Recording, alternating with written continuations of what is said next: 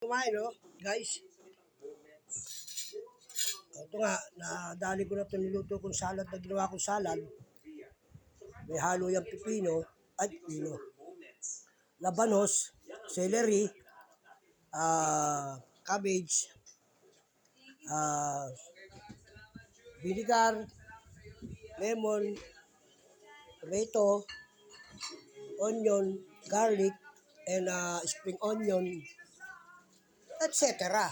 Pamintang markambayag din, at saka bechin markambayag at salt, bechin. Yan. Napakasarap.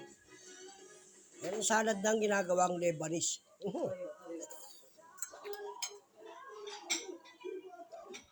Parte ng Europe ang tumitira doon.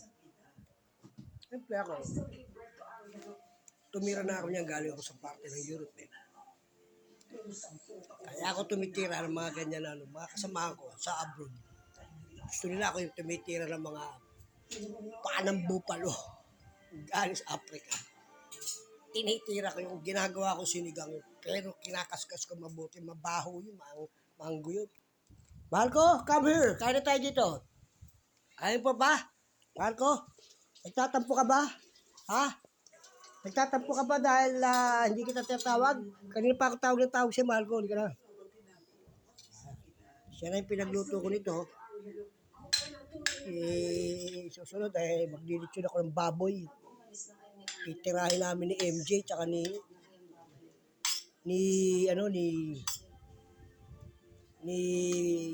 Buboy! Si Ronnie, si Rezo, yun.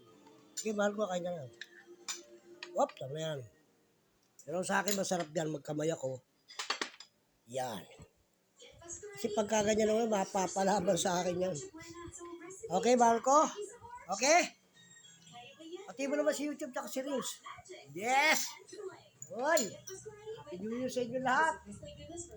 Bukas punta ako ng Valenzuela, bibili ako ng mga firecracker, 2,000 round, bibiyol.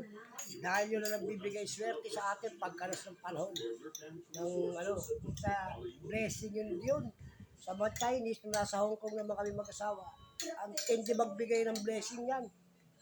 Kaya bumili kayo niyan, paputok. Huwag kayong maniwala dyan. Pero ingatan nyo lang yung mga sarili nyo. Oo, pampaalis ng malas yan. Sa totoo lang. Diba, Marco? Diba, Marco? Oo, di ba, Marco? Pampaalis ng malas yan, di ba? Tagal mo sa Hong Kong, 18 at kalahati ka. Diba, Marco? Sagot? Okay. Kain muna tayo. Mahaba na eh. Okay.